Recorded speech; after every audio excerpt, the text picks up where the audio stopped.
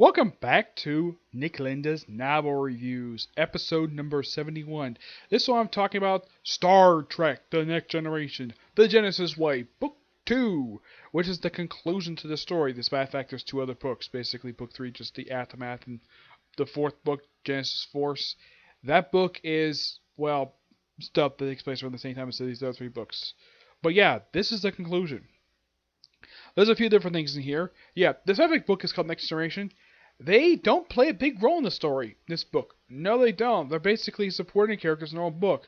I mean, most of the book is basically focused between two different focuses. One, of course, being on Carol Marcus, the other one being on Maltz and Dr. Brahms. Carol Marcus spends most of the time trying to figure out how they got out of captivity with their captors, and of course that runs into the plot with Maltz. Dr. Brahms basically goes with him to this planet, and they find out about this other planet, Lomar, and they also save Earth from being hit by the Genesis wave in this book. Yeah. Amachayev doesn't show up in the book until the very end. Yeah, she was injured in the last book. So, yeah, she's basically incapacitated the entire book until she shows up at the end. Yep. And they apparently Dr. Brahms basically discovered when she was basically on the planet Lomar, yeah, basically where these creatures come from. Apparently they're Moss. Yes, Moss is responsible for causing all this death and destruction across the galaxy. Yes, Moss. This planet called Lomar, that apparently they explained in the end, apparently they somehow destroyed the entire freaking planet due to the fact they couldn't reproduce anymore, so destroy the environment. Well, apparently a bunch of ruins. Oh yeah, and Maltz finding a Federation ship that basically had been taken by these people, and yeah, it takes a Defiant class ship. Apparently, it was one of the missing ships, and it happens to have a freaking moon. Yeah, and they don't go back into this moon at all. Apparently, the Maltz got beamed to this place. He destroyed the teleporter for some reason. I have no idea why. So he takes the Defiant class ship, and he comes across an asteroid, which is basically the main villains of the story, their base operations, and he pretty much wrecks the place.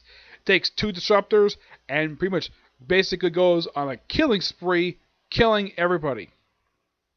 That's when he runs to Carol Marcus, and of course we have the Romulans to show up. Apparently when they were on the bridge of the Enterprise, they planted a bomb. Yes, a bomb went off, and Picard and Riker are pretty much stuck in the turbolift for a bit until they get moving, and they basically take control of the ship via the auxiliary bridge. Yep. And Data was apparently the one who survived, because he's an android. Yep. As happened to Romulans, they were killed, along with Maltz and Carol Marcus. Yeah, this happens toward the very end of the book. But as for the reasoning for why these creatures did all this is just a summary, basically some of the events of the book, not exactly every single bit detail. But there's a lot of stuff happens. But the audio drama, this particular audio thing is actually about 3 hours long. Yeah, I just finished it up. Let's see, what else? Let's see. Yep, also, there's a big character for Geordi. I mean, he doesn't do very much the whole book. I mean, he does find some place and he gets knocked out. He's out for pretty much almost the entire story. If you want to think of anybody who does virtually anything this whole story, it's probably Data. Yeah. Here's the weird thing though. Of all the Next Generation characters, I mean, yeah, at one point, basically, at one point, the creatures take control of the Enterprise, and they go to Lomar, and these creatures pose as Commander Riker. Troy, who's basically held basically in a fetal position, somehow was able to get, because apparently he had sealed everything up, so she slides on the Jeffrey to end up in the transporter room and runs into an Andorian, who is the transport chief, and they get to Commander Riker's quarters. They basically blast the door open, wake him up, and yeah, he's able to figure out pretty quickly. Deanna's basically telling him, yeah, something's going on. Like, hey, stand down, you two. I know you two very well. And of course, they able to. And as for the fake Commander Riker, he's vaporized. And this, of course, is while this is going on, Picard is over the Ram. This is for the Ram. This was earlier in the story.